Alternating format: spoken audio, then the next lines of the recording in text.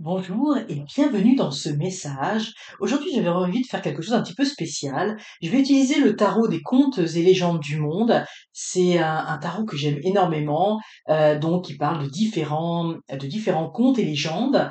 Alors, ce sont des cartes que moi j'aime beaucoup, hein, que je trouve très jolies.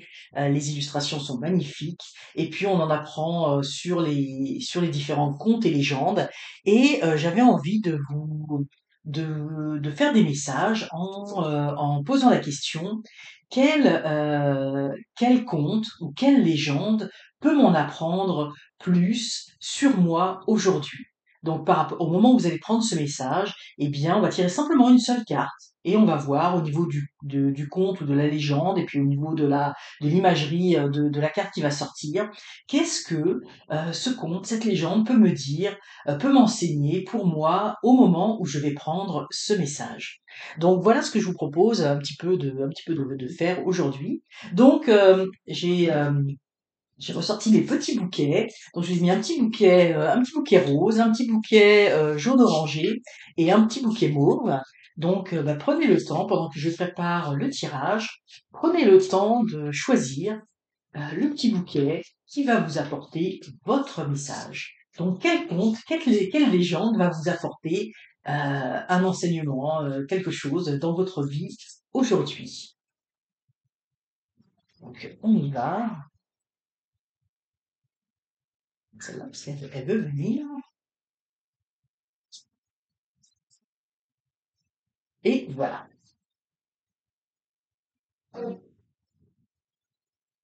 Alors, quel va être un petit peu ce message aujourd'hui? Voilà, je vais bouger la caméra. Donc là, on peut descendre, hein, puisque de toute façon, donc on a ici, pour le bouquet rose, nous avons, regardez cette carte comme elle est magnifique, la grande prêtresse. Donc nous avons déjà un arcane majeur. Donc ça veut dire que ce message est un message, je dis pas que les autres sont pas importants, mais est un message qui est bien ancré dans votre vie, hein, aujourd'hui, qui doit être parlant pour vous. Donc nous avons ici la princesse, franchement, c'est une princesse, euh, Sherazade, hein, des contes des mille et une nuits. Hein, on est vraiment dans la sagesse orientale, dans la culture orientale. C'est une magnifique carte. Alors Sherazade, elle a plusieurs particularités. C'est la grande prêtresse, donc on va retrouver évidemment des caractéristiques en lien avec le tarot. Et elle a deux choses qui sont caractéristiques. Elle tient ce livre ouvert enfin, j'ai envie de dire trois choses, il y a pas mal de choses caractéristiques. Et elle a ce voile, hein, vous voyez, elle se couvre le visage légèrement avec ce voile et elle a une lune au-dessus d'elle. Donc ça veut dire que ici, on vous invite, Sherazade vous invite, hein, partons dans cette légende, Sherazade vous invite dans votre vie aujourd'hui à apprendre. À apprendre, mais à apprendre, vous voyez, on a la lune au-dessus de la tête. Donc, à apprendre avec votre intuition, apprendre à vous reconnecter donc à votre intuition, à vos rêves, à vos ressentis, à votre nature intérieure profonde. On va dire ça comme ça. Vous voyez, ici, elle a ce voile, donc c'est le voile qui cache les choses. Donc en fait, c'est d'apprendre, mais vous voyez, pas dans l'intellect, dans les choses qui sont cachées, qui sont au plus profond de nous-mêmes. Sherazade vous invite aussi à ne pas être dans les choses superficielles. Il faut aller en profondeur. On va apprendre en profondeur avec ce qu'il y a de plus important en nous, de plus profond à l'intérieur de nous. Vous voyez, elle a ce collier qui, pour moi, c'est un peu comme le collier du Bouddha. C'est un petit peu comme le chapelet chez les catholiques. Vous voyez, c'est ces perles qui sont enfilées, c'est cette grande sagesse. Donc, il faut aller chercher à l'intérieur de vous cette sagesse intérieure. En fait, pour moi, ce message, c'est une invitation à vous reconnecter à vos émotions profondes, à votre intuition, vous voyez, si vous ressentez des choses, eh bien, il faut les écouter. Il faut apprendre de cela. On a beaucoup à apprendre de son intérieur. Et comme Sherazade, eh bien, vous allez pouvoir aller au pays des mille et une nuits du monde magique. Donc, cette grande prêtresse, c'est vraiment une invitation. Ce message est une invitation à vous reconnecter à vous-même. N'ayez pas peur d'aller à fond dans vos intuitions. Éloignez-vous des choses superficielles, éloignez-vous du mental. Les décisions, vous devez les prendre avec votre cœur, hein, et non avec votre tête. Hein, vous voyez ici, on a la lune qui est vraiment la partie féminine, la connexion avec notre nature intérieure profonde, avec nos émotions, avec nos rêves, mais pas nos rêves dans le sens illusoire, hein, les rêves initiatiques, hein, puisqu'on est vraiment dans un conte initiatique avec Sherazade. Et, euh, et c'est comme ça que vous allez avancer. Donc on a, vous voyez, c'est ce grand message de sagesse, mais vous voyez, on a cet arcane, comme je dis, cet arcane majeur. Donc c'est quelque chose qui est profondément ancré. Donc on vous invite vraiment, si c'est déjà le cas, si déjà vous suivez beaucoup vos intuitions, eh bien on vous invite à continuer et à continuer d'apprendre, peut-être à développer aussi votre potentiel, pour certains, votre potentiel, j'ai envie de dire psychique, votre potentiel si vous tirez les cartes, hein, votre potentiel intuitif, vos ressentis, etc. Donc vous avez peut-être aussi des choses à développer, hein, si vous êtes attiré par le mysticisme, par le pendule, oui, peu importe les domaines, eh bien allez-y, hein, vous avez beaucoup à apprendre et vous avez beaucoup à vous révéler sur vous-même. Alors voilà, on était parti dans cet univers un petit peu de Scheherazade, des contes des mille et une nuits pour ce message. Allons maintenant pour le message, pour les personnes qui ont choisi le petit bouquet orangé.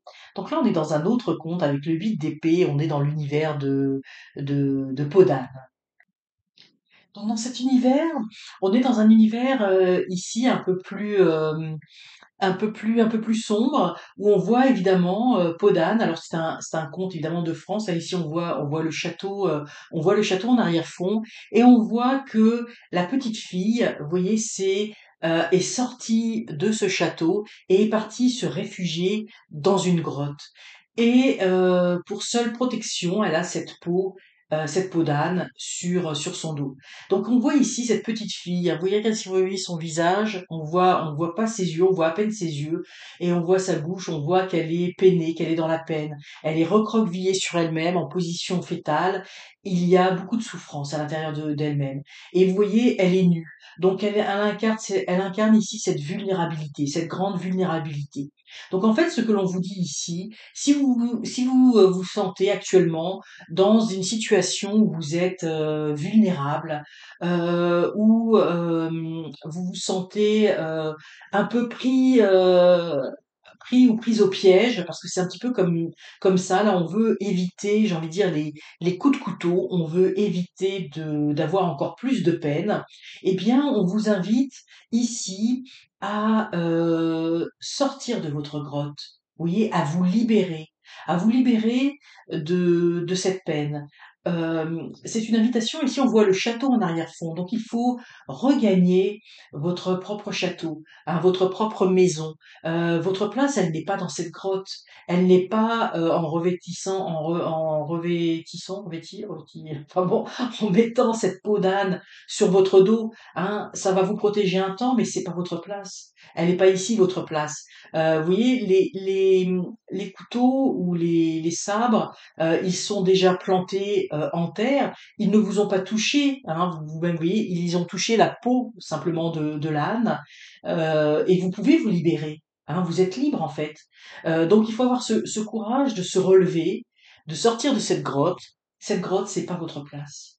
Votre place, elle n'est pas dans la souffrance.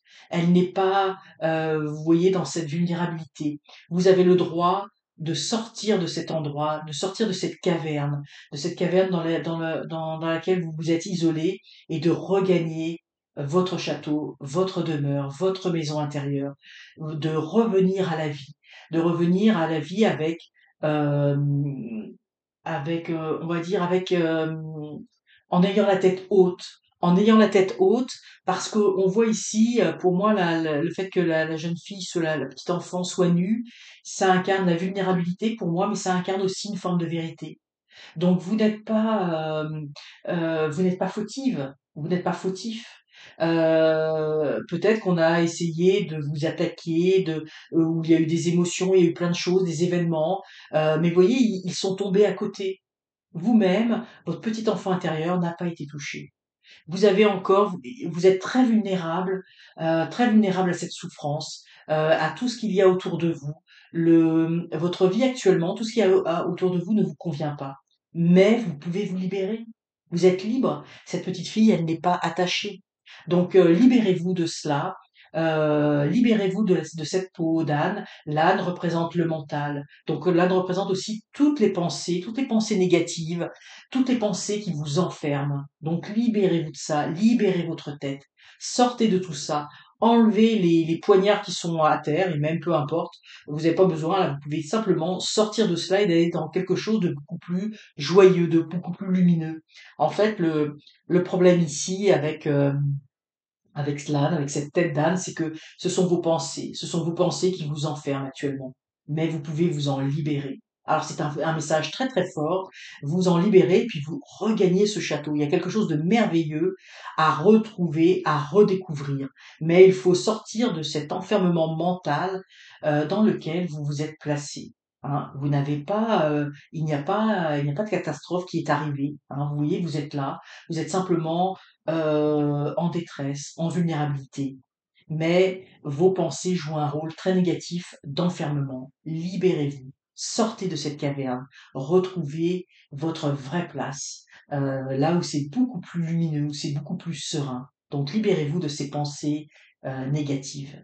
Alors voilà pour ce message. Et enfin, pour les personnes qui ont choisi euh, le bouquet mauve, alors là, on est complètement ailleurs, encore une fois, avec ce valet de bâton. Ici, nous sommes littéralement transportés en Afrique. Ici, on est dans un mythe du Congo. Je me souviens plus le nom de la divinité. Mais ici, vous voyez, on voit cette énergie complètement fougueuse du bâton. Hein. On peut le voir, on le regarde, hein. On sent tout de suite cette énergie. Hein. Si vous voyez bien, on a cette personne qui a l'air de danser avec sa robe. Et vous voyez, on a des bananes. On ne sait pas trop si elle veut récupérer des bananes ou pas, mais on a un côté très on voit cette petite jeune fille qui est en train de danser, qui est très espiègle, qui s'amuse, et puis vous voyez il y a cette fougue, hein, ce feu, ce bâton intérieur, enfin ce bâton qui représente le feu intérieur, et qu'elle brandit bien haut, et elle est prête à s'amuser. Et alors c'est ce qu'on vous dit dans ce message pour vous qui avez choisi le bouquet mauve. Eh bien le message il est tout simple, c'est vraiment de vous amuser. De vous amuser, d'avoir ce côté espiègle. Alors, il faut faire attention également parce que ça ne veut pas dire il faut être naïf, hein, parce qu'on voit un côté très naïf avec cette petite fille. Donc, il faut pas être naïf sur les choses de la vie, mais il faut simplement s'amuser. Vous voyez, faire des petits clins d'œil. S'il y a des choses qui arrivent, vous voyez, cette petite jeune fille, elle peut à la fois se faire plein d'amis parce qu'elle est amusante, mais peut-être, et vous voyez, on le voit ici avec ce petit instrument, je sais pas trop ce que c'est, ça a l'air d'être un peu une petite serpe, mais des fois elle peut être un peu, vous voyez, elle peut, je dirais pas piquer, mais elle peut être peut-être un peu agaçante aussi par moment, par sa fougue, par son énergie. Vous savez, comme un peu les enfants qui s'amusent, qui font les fous, ça nous amuse, on les voit, et puis des fois, au bout d'un moment donné, ça peut aussi nous irriter un petit peu parce qu'ils font beaucoup de bruit, ils sont un petit peu tout fous, et des fois, ça peut être un petit peu agaçant aussi. Donc oui, on a ces deux aspects dans cette carte-là. Donc on vous dit: «A amusez-vous, amusez-vous, attention, ne soyez pas non plus ne tombez pas dans la naïveté, ne tombez pas vous avez autour de vous autant des amis que des ennemis». Ici, le mot ennemi était peut-être un peu fort parce que c'est pas la notion d'ennemi, mais vous avez des amis avec lesquels vous allez vous amuser, puis vous en avez d'autres qui vont simplement vous regarder, on va dire ça plutôt comme ça, plutôt que parler d'ennemis parce que c'est pas vraiment ça que qui ressort là-dedans. Donc cette grande fougue, elle ne laisse personne indifférent. Donc vous êtes capable de rassembler aussi, de rassembler des gens autour de vous, d'entraîner des gens avec vous dans votre bonne humeur. Donc entraîner ce petit monde et on vous dit bah, continuez avec ces énergies de un petit peu espiègles, mais ne tombez pas non plus dans la naïveté des choses. Hein. Et voyez, amusez-vous, ayez votre cœur d'enfant, mais soyez capable également de voir la vérité des choses, hein, parce que, vous voyez, on voit cette fougue, mais on voit qu'il peut y avoir un petit peu, je dirais pas d'animosité, mais ça peut effectivement piquer certaines personnes, ou peut-être cette naïveté peut vous piquer vous également. Donc vous voyez, il faut trouver le juste équilibre entre le fait de s'amuser, d'avoir ce cœur d'enfant, le page de bâton, hein, c'est vraiment la fougue, c'est l'adolescent fougueux, là on est plus que dans l'adolescente, on est dans la préadolescence, fougueux, donc c'est quelque chose de très positif pour votre vie, mais attention, il faut aussi voir la réalité du monde, il ne faut pas se laisser aveugler, oui, il faut pas être simplement dans son univers. Il faut être capable aussi de voir la vérité telle qu'elle est. Et la vérité telle qu'elle est, c'est qu'aussi on a des bananes à récolter, on a un travail à faire. On ne peut pas être que dans la joie et l'amusement. Donc c'est un petit peu ce message pour ce valet de bâton. Alors voici un petit peu ces messages en lien avec ces contes et légendes. Qu'est-ce que ces contes et légendes ont à vous dire? Quels enseignements ils ont à apporter dans votre vie en ce moment, au moment où vous prenez ce message? Alors j'espère sincèrement que ces messages vous auront inspiré, vous auront plu, vous auront dénoué peut-être une situation dans votre vie. N'hésitez pas à liker la vidéo et surtout, surtout, abonnez-vous, c'est encore mieux. À très bientôt.